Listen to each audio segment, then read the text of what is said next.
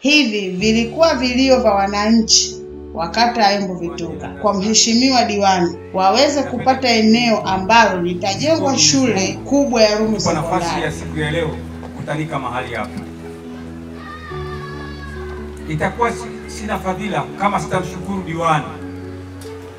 Mimi katika Yombo Vituka na miaka 20 sijawahi kuna madiwani waliopita katika kijiji pamoja na Kiakala, lakini haya hayajawahi kufanyika. Hebu tupigie makofi. Ni kijana kwa sababu ni mwanangu, ananijua. Alizaliwa katika mikono yetu, baba yake alikuwa anafanya kazi naye. Kwa hiyo namjua kwamba tangu mdogo wake ana kitu katika moyo wake kuisaidia jamii.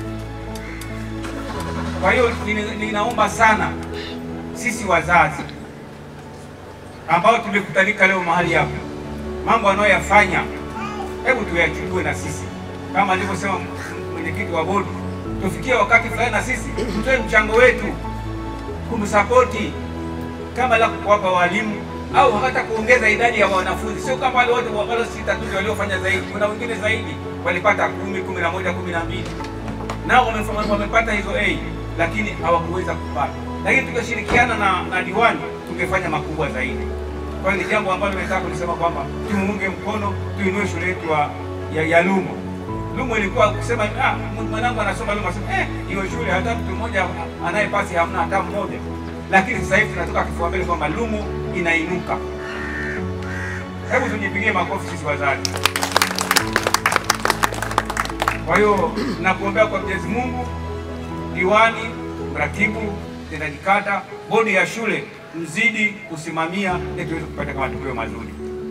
Mimi na imani kwamba iko siku moja hata hii sehemu hii tutaipata kwa njia rahisi sana, kwa mtindo huo anaofanya diwani.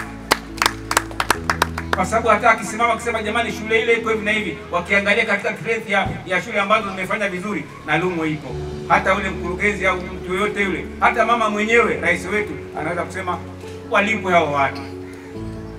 Kwa hiyo nawashukuru sana kupata nafasi kama hii. Yesu asifiwe. Mimi ni mzazi wa Alia Saidi. Mimi nimejikuta kwenye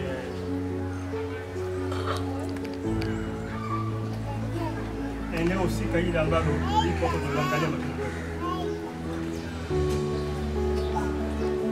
Napeleka kilio changu kwa mheshimiwa diwani. Hili swala kuliangalia kwa undani sio swala kubwa sana kufikia hapo.